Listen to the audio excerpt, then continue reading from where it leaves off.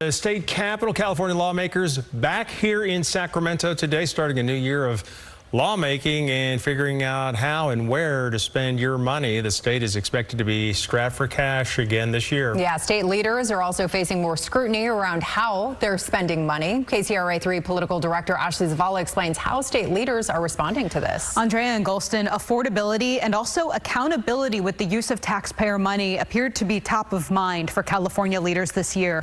Monique Limon, the California State Senate's new Democratic leader, made that clear to us today.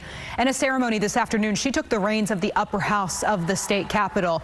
She'll spend this year working with Assembly Speaker Robert Rivas and Governor Gavin Newsom to try to tackle affordability and balance the state's challenging budget. I asked her about the scrutiny facing state leaders when it comes to state spending. It's our responsibility to say, what are we going to put in place to make sure that the existing checks and balances that we have work? And if they don't work, let's figure out how to course correct and make sure that they work so that the people who entrust us to do this job feel like we are doing that good job and we are transparent in that way. And it's hard. This is a big state. I promise you all that if we could fix things right away, we would. And there are brilliant minds here, brilliant minds, and it is still difficult. So I recognize that this is going to be something that we're going to have to work on, but I'm also very clear that there's signaling from the people we represent, and that's a healthy thing, for us to have to go back and say, we're going to need to explain how we came to this conclusion, how we came to this outcome. So are there specific areas to do that, though? Yes. Look, I think that there's going to have to be more oversight. I think that right now I'm very excited about the leaders that we've appointed, specifically in the budget areas.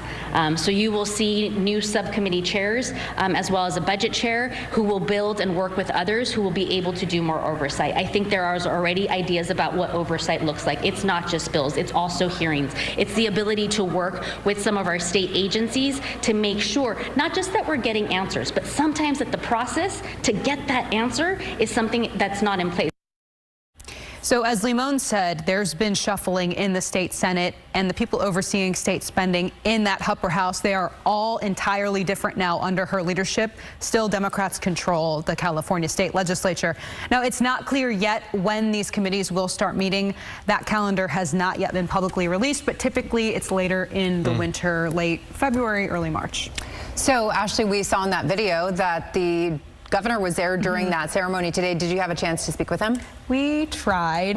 We did not. He slipped out of the building before we could try to get to him today. We are expected to hear a lot from him later this week as he releases his proposed state spending plan and gives his final State of the State speech as California governor.